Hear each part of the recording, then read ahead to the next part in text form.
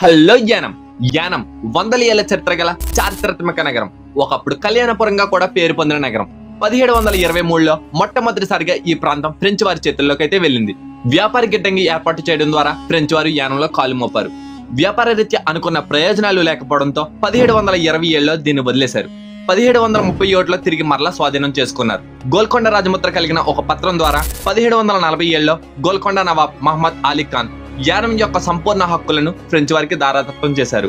ఆ తర్వాత ఫ్రెంచ్ వారికి బ్రిటిష్ వారికి జరిగిన యుద్ధాల కారణంగా యానం 3 సార్లు బ్రిటిష్ వారి పరమై చివరిగా 1817లో ఫ్రెంచ్ వారి చేతుల్లోకి అయితే వచ్చింది. ఫ్రెంచ్ వారి పరిపాలనలో ఇక్కడ జరిగే పండుగలకు వ్యాపార రీత్యా మంగళవారం జరిగే సంతలో విదేశీ సరుకులు అమ్మేవారట. ఇప్పుడు రూపాయలాగా అప్పుడు యానంలో వాడుకలో ఉండేవి. ఫ్రెంచ్ వారి నోట యానం అనే పదం యానమై క్రమేపీ ఫ్రెంచ్ యానంగా మారింది. 1929లో సారదా చట్టంతో బాల్య వివాహాలు రద్దు చేసిన ఇక్కడ యథావిధిగా బాల్య వివాహాలు అనేవి జరిగేవి. అందుకే యానంకు కళ్యాణపురం అని మరో పేరు కూడా వచ్చింది. బొబ్బుల యుద్ధంలో సహాయం చేసినందుకు విజయనగరం రాజు బుస్సి అనే దొరగారికి ఈ నగరాన్ని కానుకగా ఇచ్చారని హిస్టరీ అయితే చెప్తుంది. అందుకే వారి పేరు మీద యానంలో బుస్సి వారి వీధి అని కూడా ఉంటుంది. ఇలాంటి మరిన్ని వీడియోస్ కోసం మన యానం డైరీస్ పేజ్ ని ఫాలో కండి.